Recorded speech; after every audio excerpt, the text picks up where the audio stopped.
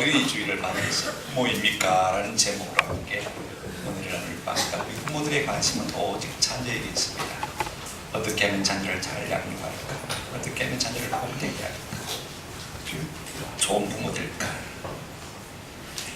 그래서 요즘 강남에 사는 부자들은요, 어떻게 하면 자녀를 잘 키우는가 5가지 비결을 이렇게 생각하고 있대요. 첫째는요, 아빠의 무관심이라고 해요.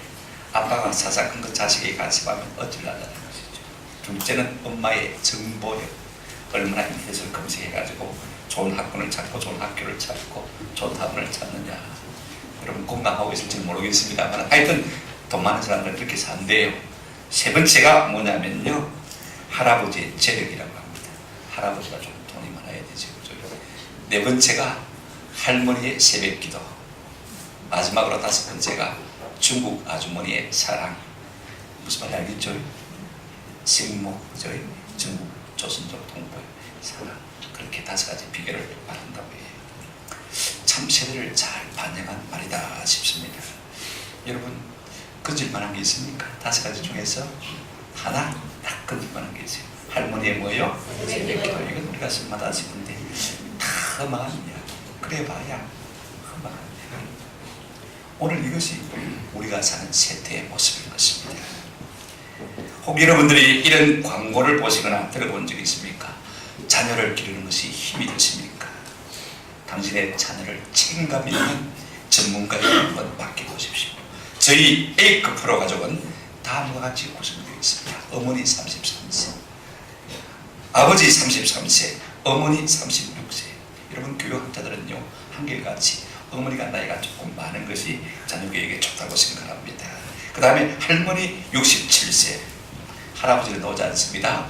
여러분 자녀 교육에 할아버지는 별로 도움이 없다 생각합니다.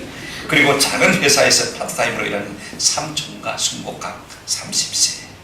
지금 우리는 4자녀로 구성되는 프로 가족을 만들고 있습니다.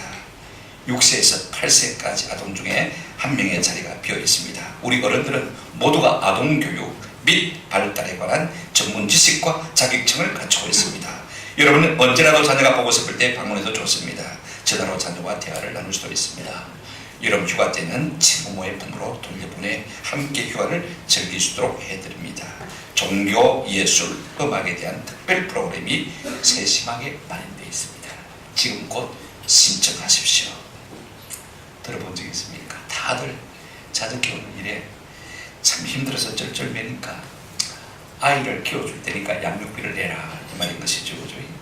네, 다행스러운 것은 아직 이런 광고는 나오지 않았습니다만 이미 이 일들이 시행되고 있습니다. 대안학교죠. 이미 시행해서 잘 되고 있는 것을 볼 수가 있지 않습니까? 미래학자인 에르빈 토폴레의 미래의 충격이라는 책에 나온 이야기입니다. 이 책이 70년대 중반에 나왔으니까 지금으로부터 40년 전에 나온 이야기입니다. 얼마나 잘 예견한 이야기입니까? 이미 우리 한국은 가정 해체를 많이 경험하고 있습니다.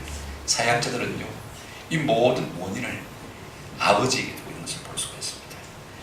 99% 가정의 실패는 아버지에게 있다. 사실 오늘 제가 말씀드리고 싶은 주제는 부모입니까? 아니고 한번 따라합시다. 아버지입니까? 그래도 막 아버지가 없는 분도 있을 수가 있으니까 부모입니까? 라는 제목으로 내걸었습니다만요. 사실 우리가 한번 생각해 보십시오. 우리가 남자와 여자로 태어나서 세상에서 가장 영광스러운 일이 뭐예요? 남자는 아버지가 되고 여자는 어머니가 되는 이것이야말로 가장 영광스럽고 복된 일이 아닙니까? 그런데 오늘 우리는요, 이 일을 좋아하면서도 한편으로는 이 일에 굉장히 미숙하다는 것입니다. 어떻게 하는 것이 진정으로 자녀를 잘 키우는지 잘 모르고 방황하고 있는 것입니다. 어쩌면요, 오늘날 많은 젊은 부모들은요, 자식을 갖다가 짐처럼 생각하는 경우가 참 많은 것 같아요. 자녀 양육보다는 자아 성취에 훨씬 더 많은 관심을 가지고 있습니다. 여러분, 타인이 나를 착취할 때보다요, 내가 나를 착취할 때가 훨씬 더 힘듭니다. 그래서 피로사회가 되어지고, 그래서 우울증이 오게 되는 것을 볼 수가 있습니다. 내가 나를 끝없이 몰아가니까 끝도 없잖아요. 한도 없잖아요. 그러니까 자꾸 삶이 핍박이 되는 것을 볼 수가 있습니다. 어떻게 하면 우리가 좋은 부모가 될 수 있을까?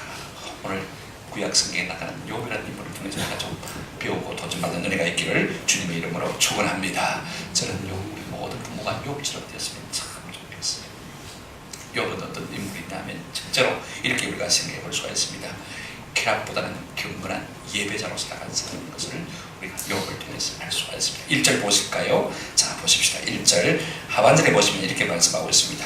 그 사람은 온전하고 정직하여 하나님을 뭐하며요? 경외하며. 어디서 떠났다고요? 악에서 떠난 자라.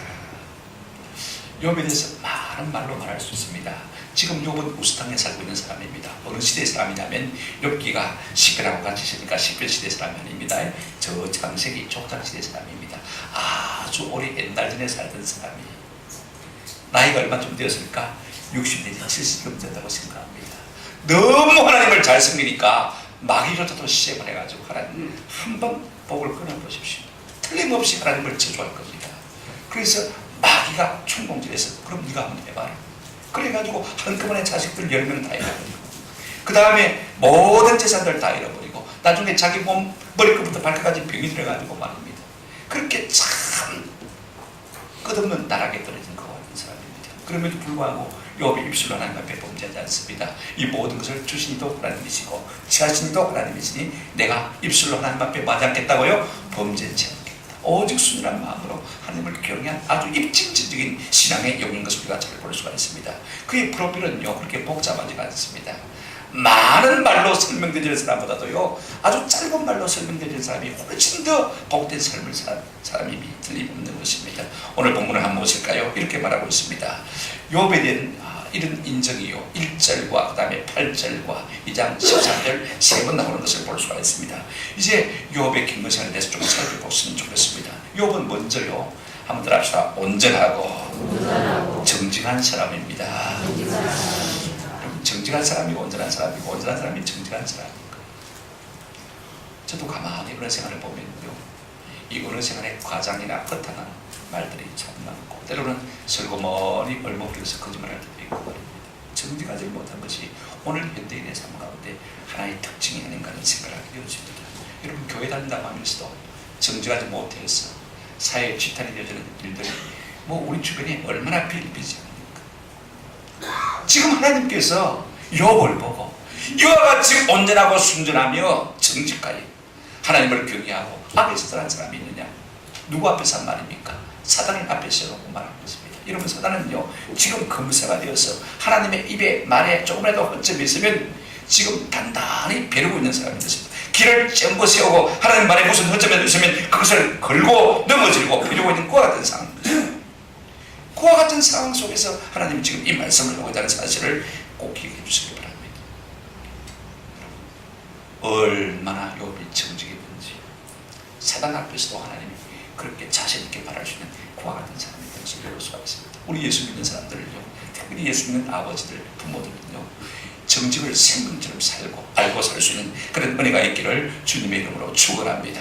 저는 날마다 그렇게 기도해요. 성령님 정직한 영을 날마다 내 속에 세우게 해주십시오. 우리 속에 얼마나 거짓말이 많은지 얼마나 진실이 부족한지 우리는 늘 깨닫고 있지 않습니까? 우리 부모가요 부모 자식 앞에서 정직만 해도요 자녀 교육에 적어도 90%는 성공한 사람이라고 확실합니다. 아멘. 좀 정직하게 살았으면 좋겠어요. 그런가 하면 그는 하나님을 경외하고 악에서 떠난 사람인 것을 볼 수가 있습니다. 하나님을 경외한다는 말은요 하나님을 두려워한다는 말인 것입니다. 여러분 하나님을 두려워하는 외적인 표시가 뭐예요? 한번 더 합시다. 하나님을 예배하는 것입니다. 은혜가 되든지 안 되든지 내 마음이 기울어서는지 안 기울어서는지 내가 있어야 할 그 자리에 앉는 것이 하나님을 경외하는 삶의 태도인 것입니다. 이런 무엇이 있기 때문에 욥의 경건생활을 보면요 우리가 한번 성경을 좀 펴서 우리 31장을 좀 펴주시기 바랍니다. 욥기 31장 우리 남자들만 좀 같이 읽었으면 좋겠습니다. 총각들도 앞으로 아버지가 될 테니까 욥기 31장을 펴시고 같이 한번 읽어보십시오. 1절 2절 욥기 31장 펴셨습니까? 찾아서 다 같이 읽어보겠습니다. 남자들만 시작. 내가 내 눈과 약속하였다니 어찌 저녁에게 주목하야. 그리하면 위에 계신 하나님께서 내리시는 분깃이 무엇이겠으며 높은 곳에 전자께서 주시는 기업이 무엇이겠냐. 이쁜 사람에게 눈이 자연히 돌아가는 것이 인생의 본능인데 욥은요 그렇게 하지 않았다. 내면세가 얼마나 정직한지 그 정도로 깨끗하게 산 사람이 있습니다. 볼 수가 있습니다. 또 여러분 한번 펴서 읽으십시다. 16절부터 19절까지 욥은 사회생활도요 정직하고 경건하게 사는 사람이에요. 자, 16절부터 우리 남자들만 19절까지 읽겠습니다. 시작. 내가 언제 가난한 자의 소원을 막았거나 과부의 눈으로 하여금 실망하게 하였던가. 나만 혼자 내 떡덩이를 먹고 고아에게 그 조각을 먹이지 아니하였던가. 실상은 내가 젊었을 때부터 고아 기르기를 그의 아비처럼 하였으며 내가 어렸을 때부터 과부를 인도하였노라. 만일 내가 사람이 의복이 없이 죽어가는 것이나 가난한 자가 덮을 것이 없는 것을 못 본 채 했더라면 20절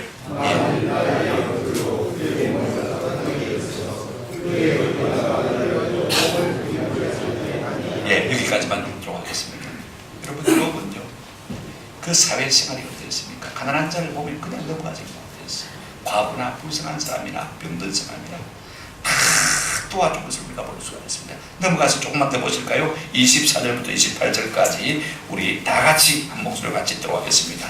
24절부터 28절입니다. 시작. 만일 내가 내 소망을 금에다 두고 순금에게 너는 내 의뢰를 바라 하였다면 만일 재물의 풍부함 손으로 얻은 것이 많음으로 기뻐하였다면 만일 해가 빛남과 달이 밝게 된 것을 보고 내 마음이 설며시 유혹되어 내 손에 입맞추었다면 28절 마지막입니다. 그것도 재판에 해부할지라니 내가 그리하였으면 위에 계신 하나님을 소개할 것이니라.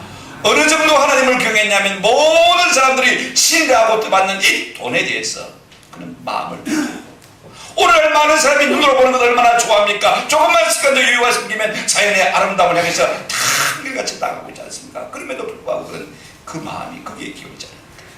만약에 내가 그리하였으면 하나님의 재판정에 나를 회복할지아니라. 얼마나 그가 하나님을 경외하며 산지를 우리가 볼 수가 있습니다. 성령이 충만한 시대가 아니에요. 계시가 완성된 시대도 아니에요.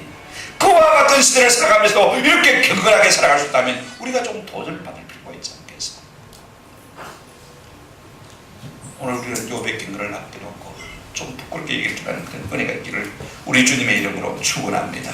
그는 하나님 앞에서도 인정받고 사단에게서도 소문날 경건을 가졌던 것을 볼 수가 있습니다. 여러분 자녀는요 결단코 우리 앞에서 자라지 않습니다. 우리 뒤에서 자랍니다. 우리가 하는 것을 보고 자란다는 말씀인 것입니다. 우리의 말을 가지고 우리가 자녀를 잘 양육할 수가 없습니다. 우리가 말로 가르치면 자녀들은 따지지만은요 우리가 삶을 통해서 본을 보이면요 자녀들은 뭡니까? 따를 수밖에 없는 거예요.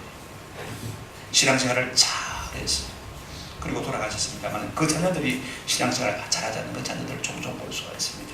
종종 물어보면요 교회에 어떤 점 우리가 보기에는 신앙생활을 잘했는데 집에 가면 교회에 대해서 많지만 비판을 당한 거예요. 그러면 자녀들이 그걸 보고 듣고 아 교회라는 것은 그런 곳이구나.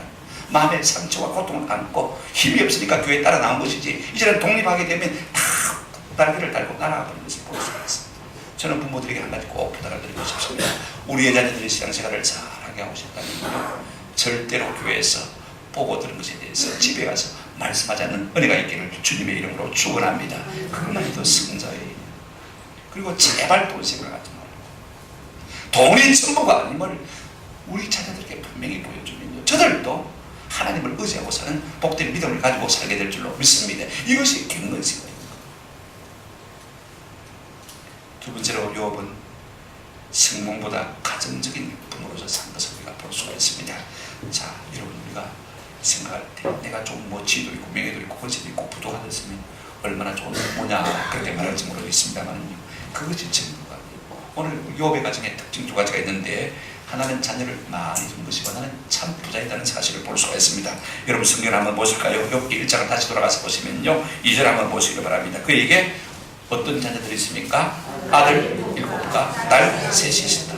10남매 지구죠. 여러분 우리 속담에 무자식 상팔자다 그런 말이 있습니다. 자식 가지 많은 나무 바람 잘 날았다. 이 속담 여러분 최고의 분류가 있습니다. 물론 좀 힘은 들지요. 그러나 그러나 성경의 어디에도 자식이 많은 것이 저주다, 고생이다 그렇게 표현하는 것이 없어요. 오히려 10편 127편 보세요. 자식 화살이 전통 화살통에 가득한다는 복입니다. 왜냐하면 그 자식들은 하나님이 주신 기업이고 무엇이라고요? 선물이다. 우리 시찰에 강태건 목사님 딸 넷이에요. 다 대학생 넷이다. 제가 만날 때마다 강 목사님으로 목사님 최고 부자래, 최고 부자. 나 좀 다음에 잘 봐도. 그래서 볼펜 하나 있으면 강 목사님 주고 방학 인사드리고 다음에 딸들이 잘하는데 좀 봐도. 우리는 아들밖에 없으니까 그죠? 이 자식이 재산, 자식이 하나님의 복인 줄로 믿으시기를 축원합니다. 현대인들은 분할지 몰라도요, 우리가 영육간에 건강해지는 비결은 무엇이냐면요, 자녀를 많이 낳는 데 있습니다. 우리 하나님께서 말씀하셨잖아요. 생육하고 번성하고 땅에 충만하고. 오늘 그렇게 우리는 세상 형조에 쉽게 편성해서 똑같이 하다 보니까 말입니다. 오늘 교회에 자녀들의 모습이 사라진 지가 오래되었어요. 자녀들의 재능으로 보는 것이 참 오래되었어요. 이로 말미암아 삶은 좀 편해졌을지 몰라도요, 우리의 삶의 참된 행복을 잃어버리고 사는 것이 오늘 현대인 아닙니까? 출산율이 너무 낮아요. 1.17명.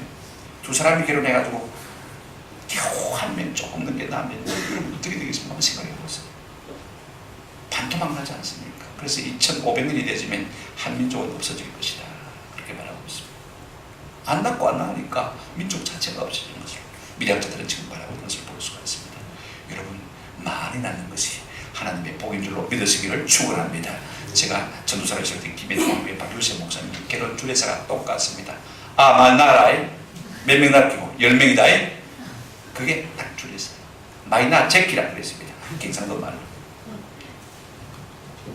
네, 참 맞아요.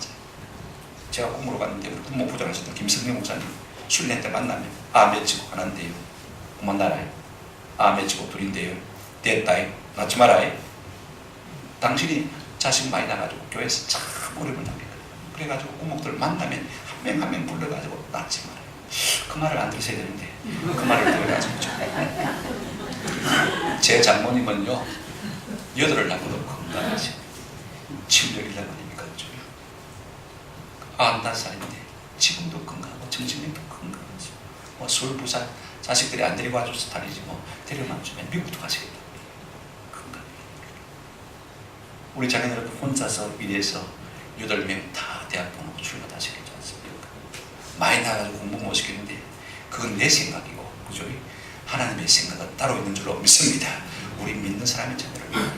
그것이 경건의 비결입니다. 딴 데 신경 안 쓸 수가 있어요.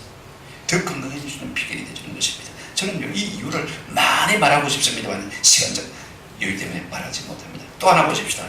여러분 욥은요 3절 같이 읽어보실까요? 시작. 그의 소유물은 양이 7천마리, 낙타가 3천마리, 소가 500개요, 암나비가 500마리며 종도 많이 있었으니 이 사람은 동방 사람 중에 가장 훌륭한 자라, 가장 부자란 말입니다. 당대의 최고의 부자였습니다. 여러분 잠언 한번 보실까요? 잠언 성경 한번 펴주시기 바랍니다. 22장 4절 제가 좋아하는 말씀 가운데다 한번 비춰주세요.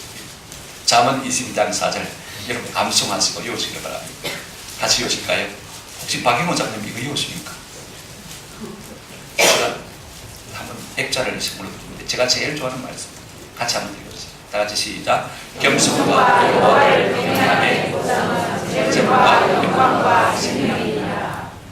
겸손과 여호와 경외하는 것은 똑같은 말입니다. 겸손합니까? 하나님 섬깁니다. 하나님 섬깁니까? 겸손할 수밖에 없는 거예요. 근데 그 보상은요 뭐에 보십시다. 시작. 첫째 뭐예요? 재물, 영광, 생명. 사람은 돈 좀 있었으면 합니다. 그죠? 돈 좀 있으면 뭐 있었으면 좋겠습니까? 명예 있었으면 좋겠다. 영광 좀 있었으면 좋겠다. 그래서 돈 좀 번 사람들은 다 국회의원 나간다고 정신이 없어요. 국회의원 되고 돈 있으면 그 다음에 안 죽고 오래 살았으면 좋겠다. 사람의 욕망은 다 똑같은 것입니다. 그런데 여러분 이 좋은 것이 어디에 감춰져 있습니까? 겸손 속에. 이 좋은 것이 무엇이에요? 여호와 경외하는 속에. 욥이 얼마나 하나님을 경외합니까? 그런 그러니 하나님께서 그에게 채물도 주시는 것이고 영광도 주시는 것이고 생명도 주시는 것을 볼 수가 있습니다. 그가 죽을 뻔한 고비를 통과했지만은요, 하나님께서 배에 장수함을 주셨습니다. 잘 알지 않습니까? 오늘 우리가 세 가지 조건만 충족된다면요, 저는 다 하나님 앞에서 부자 되시기를 주의 이름으로 축원합니다. 첫째, 돈 버는 방법이 흥미없어야 돼요.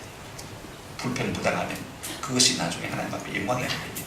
그래서 내가 어떻게든 적게 벌어도 좋으니까 하나님 앞에 정직하게 벌겠습니다. 이 마음만 있으면요, 하나님께서 우리에게 은혜를 주실 줄로 믿습니다. 둘째, 재물이 들어도 거기에 마음을 두지 않는 것입니다. 내가 부자 됐구나, 이제는 내 인생을 좀 엔조이하자, 골프도 좀 치고 주일날 해외여행도 좀 가고, 그죠? 그렇게 하지 않으면 하나님께서 우리에게 은혜를 주시는 거죠. 그 다음에 세 번째, 한번 더 하십시오. 선하늘에 힘쓰는 것입니다. 욥은요, 그 많은 재물을 가지고 자기를 위해서 쓰다는 말이 하나도 없습니다. 고아와 가부들을 다 먹여 살렸어요. 우리가 선한 일에 힘쓰기만 하면 하나님께서 모든 것이 자기 것인데 무엇 때문에 우리에게 안 주시겠습니까? 너무 염려하지 마십시오. 여러분이 조금 벅차게 근거하시면요, 하나님께서 여러분 때를 따라 필요를 채워주실 줄로 믿습니다. 제가 카드를 쓰는데 카드를 쓰니까 자꾸 빚어져요. 왜냐면 앞당겨 쓰는 거잖아요. 나중에는 막 100번 눈덩이처럼 불이 나가지고 갚을 수 없을 것 돼가지고 저희 집 사람들이 싹싹 빌고 카드 다 오래버리고 없어졌어요.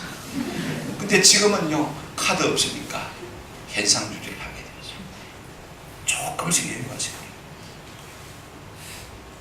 하나님이 주시는 은혜를 의지하고 사시는 복을 누리시기를 주의 이름으로 축원합니다. 하나님은 하나님의 영광을 위해서 살기를 원하는 사람에게 이와 같은 복을 주시는 것을 볼 수가 있습니다. 물질 주실 줄로 믿습니다. 제 어머님이 지난 목요일날 이사를 했어요. 고생해서 조그마한 집안이 나고, 또 그걸 가지고 또 조금 이사를 해서 조금 큰 아파트로 옮겼는데 그 아파트에도 24평 아파트입니다. 근데 살아보니까 그 집값이 많이 올라갔어요. 내가 이 비싼 집에 말로 혼자 사나, 그래가지고 그 집을 팔고 조금 더 싼 집으로 조금 작은 아파트로 이사를 갔습니다. 20평 아파트지. 근데 놀랍게도 하나님께서 복을 주셔서 차액이 한 1억 한 2천, 3천만 원 이런 것 같아요. 그러니까 뭐 정확히 제가 우리 집 사람은 잘 압니다만 2억 몇천만 원인데 사 들어간 집은 1억 몇천만 원, 그러니까 한 1억 3천 정도 남은 것 같아요. 2천 정도 남았는지 모르겠습니다만, 그래 뭐 복비도 떼야 되고 세금도 떼야 되잖아요. 쭉 계산을 해가지고 우리 집 사람이 우리 어머니 보고, 어머니 1,000만 원만 세금 주면 되겠습니다. 그랬더니 무슨 소리 하노? 찝찝하게. 그래서 복비 말고 세금 다 말고 진짜 순수입이 얼마냐? 1,230만 원. 그래 오늘 10일 주셨어요. 제가 그 어머니의 믿음을 제가 본받고 있는 거예요. 할렐루야. 하나님께서 우리 어머니의 노년에 복 주신 것처럼 제 노년에도 필요를 채워주실 줄로 믿습니다. 하나님을 경외하는 자에게 주실 복이 뭐라고요? 재물과 영광과 뭐라고요? 생명이다. 그러니까 우리 노후 문제 가지고 내가 걱정할 필요가 없어요. 하나님을 경외하기만 하면 하나님께서 이와 같은 복을 주실 줄로 믿습니다. 또 자녀라는 든든한 배경이 있지 않습니까? 세 번째로 말씀드리고 싶은 것은요, 행복보다는 제사장이 되시길 바랍니다. 이제 우리가 본격적으로 우리의 관심사인 욥의 자녀 교육을 좀 생각해 보십시다. 욥이 얼마나 자녀 교육에 성공했는가에 대해 결과를 우리가 잘 알 수가 없습니다. 왜냐하면 그 7남 3녀가 사고로 다 죽었거든요. 부모보다 먼저 죽었지 않습니까? 이런 결과를 두고 자녀 교육에 성공한 아버지로 욥을 내세우는 것은 조금 모순이 있어 보입니다. 그러나 우리가 결과를 파악할 수 없다고 해서 그 과정마저 무시할 수가 없는 것입니다. 결과를 우리가 알 수가 없어요. 그 과정이 유익하면 얼마든지 우리가 배울 수 있는 거 아닙니까? 수용할 수 있는 거 아닙니까? 이제 이 욥의 자녀 교육의 특징에 대해서 좀 살펴보고 싶습니다. 4절 한번 같이 읽어보실까요? 4절 다 같이 읽습니다. 시작. 그의 아들들이 자기 생일에 각각 자기 집에서 잔치를 베풀고 그의 누이에서 맹도를 정하여 함께 먹고 마시더라. 잘 사니까 자녀도 성장해서 다 분벌해서 나갔습니다. 8명이니까 달달 자치가 아니겠습니까? 그렇게 해서 온 가족이 모여서 함께 단단한 행복을 누리는 것을 우리가 볼 수가 있습니다. 문제는요, 그 잔치 끝에 어떻게 했느냐가 참 중요합니다. 여러분 5절 한번 같이 보십시다. 시작. 그들이 차례대로 잔치를 끝내니 욥이 그들을 불러다가 성결하게 하되 아침에 일어나서 그들의 맹수대로 번제를 드렸으니 이는 욥이 말하기를 혹시 내 아들들이 죄를 범하여 마음으로 하나님을 욕되게 하였을까 합니다. 욥의 행사가 항상 이러하였더라. 좋은 일이 없는 게 아니에요. 좋은 일이 있어요. 근데 좋은 것은 좋은 일 다음에 어떻게 하는 건 참 중요합니다. 여러분, 욥은요, 그 아들들이 잔치를 하고 나면 그 다음날 어떻게 했습니까? 한결같이 자녀들을 불러가지고 하나님 앞에 뭐 했습니까? 제사를 드렸죠. 예배를 드렸다, 이 말씀을 하십니다. 영락없이 다음날이면 자녀들을 다 불러가지고 그들의 명수대로 한 사람 한 사람 위해서 아파피 번제를 드린 것을 볼 수가 있습니다. 여러분, 욥의 자녀가 10명이니까 그죠? 10번씩, 1년에 10번씩은 틀림없이 기본적으로 뭡니까? 잔치를 하지 않습니까? 그죠? 그러니까 그 다음에 여러분, 매달 잔치를 할 때마다 잔치를 마치고 나면 10남매니까 10남매니까 그죠? 몇 번 제사를 지내야 돼요? 10번 제사. 막 온다. 몽땅 그래서 한 번 제사 지내자. 그렇게 하는 것이 아니고 아파피. 오늘 우리 교인 가운데 아파피 근거만 한 번 있어요. 우리 개성옥 지도의 가정은요, 매주 식구 한 사람 한 사람 이름대로 남편, 자기, 아이들, 그 다음에 기도 제목을, 감사 제목을 정성껏 썼어. 저는 유심히 보고 있습니다. 하나님께서 어떤 복을 저 가정에 주실까 기대가 되죠. 우리 예언이 은기 얼마나 똑똑한지 몰라요. 얼마나 이쁜지 몰라요. 하나님이 기르시고 책임다는 사실을 저는 많이 느낄 수가 있습니다. 앞으로 여러분 유심히 한번 보시길 바랍니다. 오늘 왔는가 모르겠는데 왔습니까? 감사해요. 우리 장인어른 살아계실 때요, 뭐 집안 식구들 모여있으면 식사를 하지 않습니까? 그죠? 식사를 하면 어르신이니까 이제 기도를 합니다. 식사를 하잖아요. 가능하면 짧게 하는 것이 건덕상 좋지 않습니까? 우리 장인어른은 제일 첫째부터 시작해가지고 아파피 이름 부르고 식구들 이름 다 부르고 그래가지고 기도를 하면 얼마나 걸리겠어요? 한번 생각해 보십시오. 복이 다 생깁니다. 그러면 아버지는 그냥 간단하게 하면 근데 딸들이 다 아버지한테 막 뛰어듭니다. 그래, 다음에는 짧게 할게. 그래 놓고도 다음에도 기도하면 또 마찬가지. 저는요, 이것이 참 좋다고 생각합니다. 이것이 진짜 교육이에요. 아멘? 이게 진짜 욥은 어떻게 했습니까? 아들들이 잔치하면서 범죄하지 않았나? 뒷조사하지 않았습니다. 무슨 나쁜 일을 저지르지 않았나? 감시하지 않았습니다. 이래라 저래라 무조건 간섭하고 명령하지도 않았습니다. 그런 검욕주의자도 아니고 아량 없는 융통성 없는 경건파도 아니고 대신에 딱 한 가지 잘합니다. 자녀들 불러 모아서 우리 함께 맞아 예배하자. 내 혼자 예배할게. 그것도 아닙니다. 같이 예배하자. 한번 합시다. 오라 함께 예배하자. 여러분, 5월 가정 예배도 일주일에 한 번이라도 좀 이렇게 할 수 있으면 참 좋겠다 싶어요. 매번 그렇게 했습니다. 5절 끝에 보시면 욥의 행사가 항상 이러했더라. 항상 이러했더라. 내가 자녀 기르는 게 아니에요. 내가 하나님께 우리의 자녀를 맡겨드리면 하나님께서 우리의 자녀를 길러주실 줄로 믿습니다. 여러분, 교육의 원리요, 경험을 통해서 만들어낸 것이긴 하지만요, 항상 예외는 있을 수가 있습니다. 아무리 내가 그 원리대로 다 했다 할지라도요, 잘못되는 경우도 있습니다. 예외가 있지 않습니까?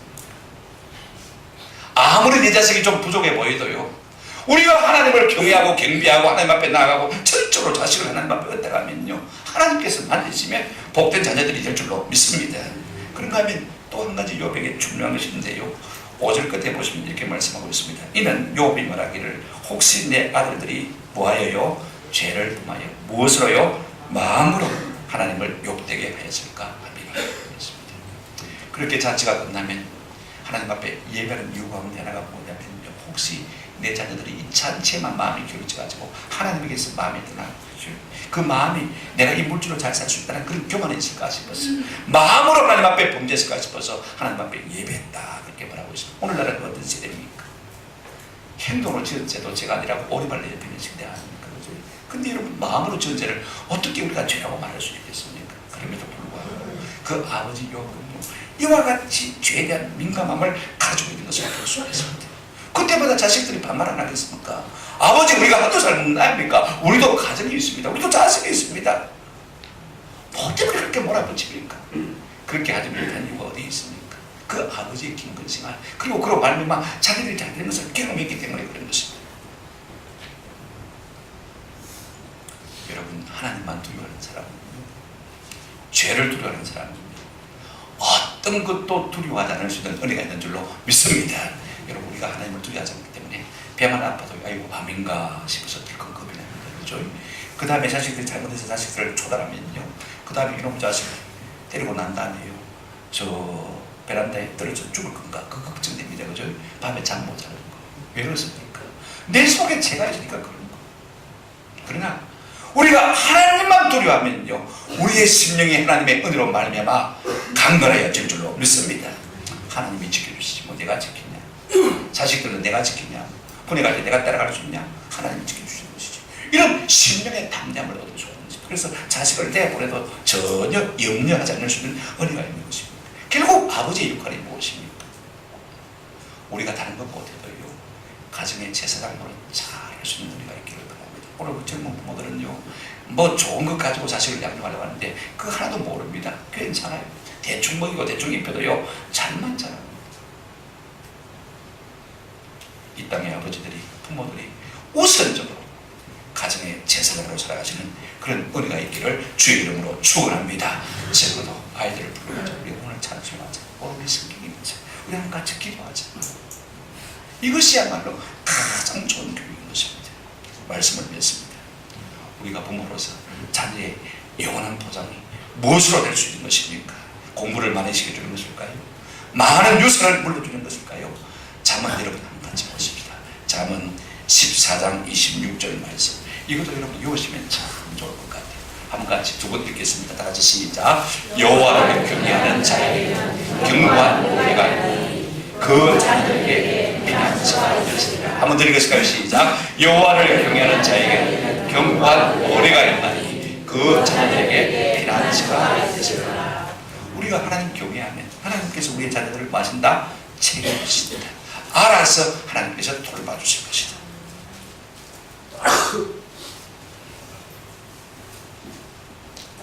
우리가 그렇게 좋은 가문들이 아닙니다.